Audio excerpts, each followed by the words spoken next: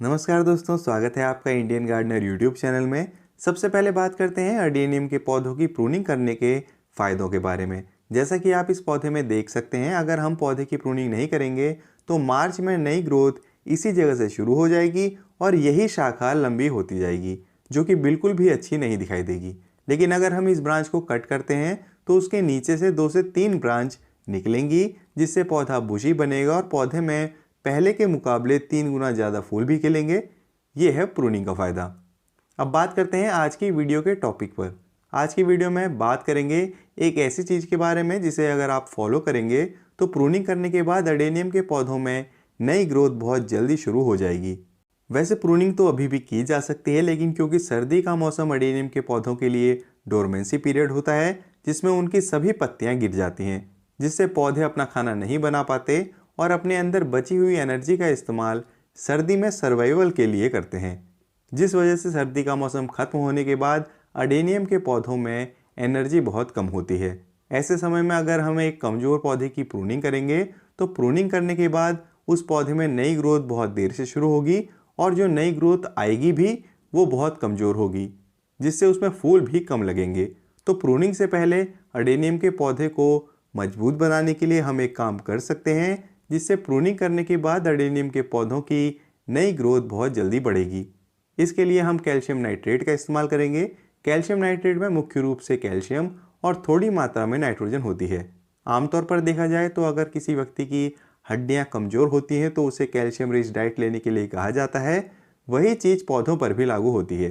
Calcium कमज़ोर पौधों को मजबूती तो देता ही है, साथ ही कैल्शियम हीट भी जनरेट करता है, यानी गर्मी भी पैदा करता है। तो कैल्शियम का इस्तेमाल पौधों को मजबूत तो करेगा ही, साथ ही जो अडेनियम का रूट जोन है यानी जड़ है, वहाँ का तापमान भी बढ़ाएगा। और आपको पता ही होगा कि अडेनियम के पौधों को गर्मी पसंद होती है, तो जब पौधों को ज़रूरी कैल्शियम मिलेगा और रूट जोन का टेम्परेचर बढ़ेगा तो प्रूनिंग करने के बाद पौधों की नई ग्रोथ बहुत जल्दी शुरू हो जाएगी। ये कैल्शियम नाइट्रेट है। कैल्शियम नाइट्रेट भी 2 तरह का आता है। एक प्लेन कैल्शियम नाइट्रेट होता है जो सफ़ेद रंग का होता है और 40 रुपये किलो मिल जाता है। दूसरा कैल्शियम नाइट्रेट बोरोन कोटेड होता है जो हल्के पीले रंग का होता है और 50 रुपये किलो मिलता है। वैसे तो आप कोई भी कैल्शियम नाइट्रेट इस्तेमाल कर सकते हैं, लेकिन बोरोन कोटेड कैल्शियम नाइट्रेट ज़्यादा सही रहता है, क्योंकि इसमें थोड़ा बोरोन भी पौधों को मिल जाता है।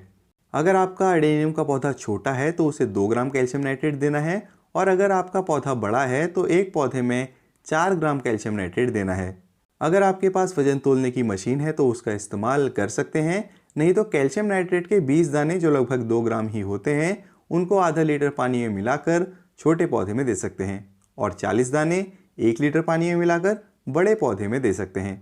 एक बात का ध्यान रहे कि ये फर्टिलाइज़र देने से पहले गमले की मिट्टी गीली नहीं होनी चाहिए, यानी गमले की मिट्टी जब सूख जाए उस समय ही आपको ये फर्टिलाइज़र पौधे में देना है।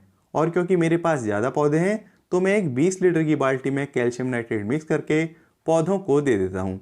इसे पानी में घुलने में 10 मिनट लगते हैं।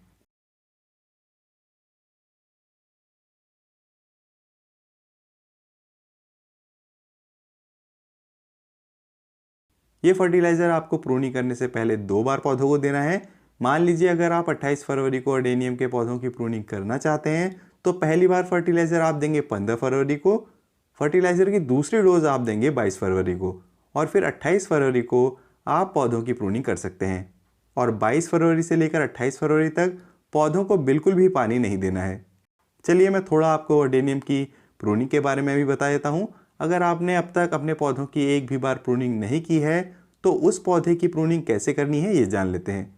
जैसे कि मेरा ये पौधा है जिसकी मैंने अब तक प्रूनिंग नहीं की है, इसकी ये ब्रांच लगभग 1.5 फुट की है, तो मैं इसको 1/3 कट कर दूंगा। मतलब अगर ये 18 इंच की ब्रांच है तो मैं इसको 6 इंच काट दूंगा और 12 इंच रहने दूंगा।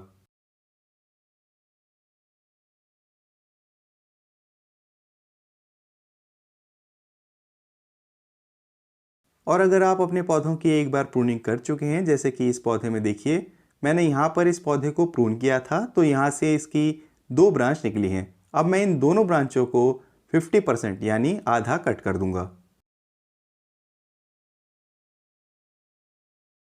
तो ये हो गई प्रूनिंग।